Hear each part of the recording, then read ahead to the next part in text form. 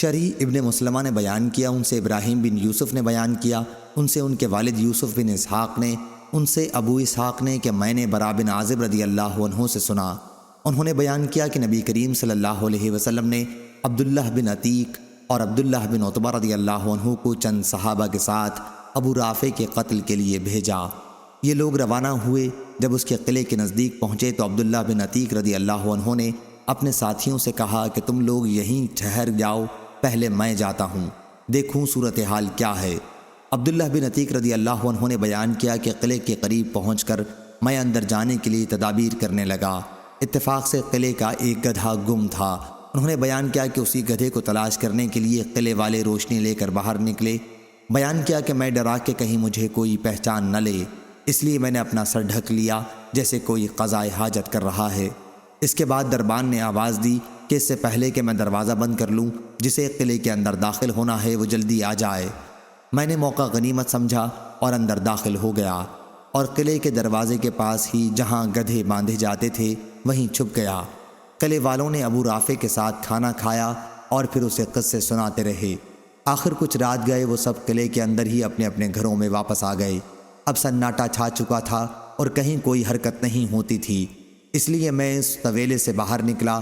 انہوں نے بیان کیا کہ میں نے پہلے ہی دیکھ لیا تھا کہ دربان نے کنجی ایک طاق میں رکھی ہے۔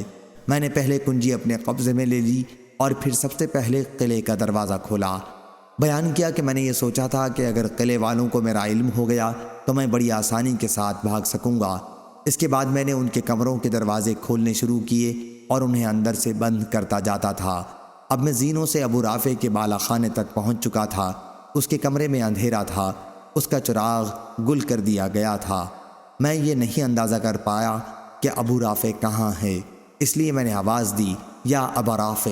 اس پر وہ بولا کہ کون ہے؟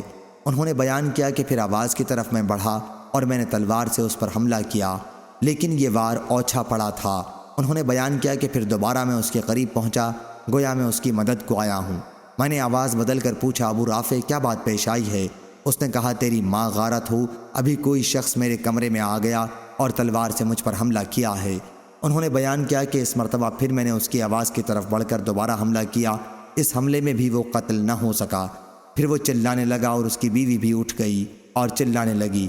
انہوں نے بیان کیا کہ پھر میں بظاہر مددگار بن کر پہنچا اور میں نے اپنی آواز بدل لی۔ اس وقت وہ چت لیٹا ہوا تھا۔ میں نے اپنی تلوار اس کے پیٹ پر رکھ کر زور سے اسے دبایا۔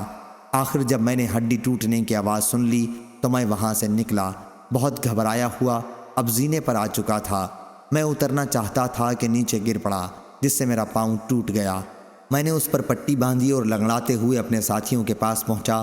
میں نے ان سے کہا کہ تم لوگ جاؤ اور رسول اللہ صلی اللہ علیہ وسلم کو خوشخبری سناؤ۔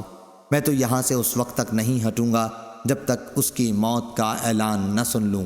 چنانچہ صبح کے وقت موت کا اعلان کرنے والا قلعے کی فصیل پر چڑھا اور اعلان کیا کہ ابو رافع کی موت واقع ہو گئی ہے۔ انہوں نے بیان کیا کہ پھر میں چلنے کے لیے اٹھا۔ مجھے کامیابی کی خوشی میں کوئی تکلیف معلوم نہیں ہوتی تھی۔ اس سے پہلے کہ میرے ساتھی حضور اکرم صلی اللہ علیہ وسلم کی خدمت میں پہنچیں، میں نے اپنے ساتھیوں کو پا لیا۔ حضرت صلی اللہ علیہ وسلم کو خوشخبری سنائی۔ صحیح بخاری حدیث نمبر 4040۔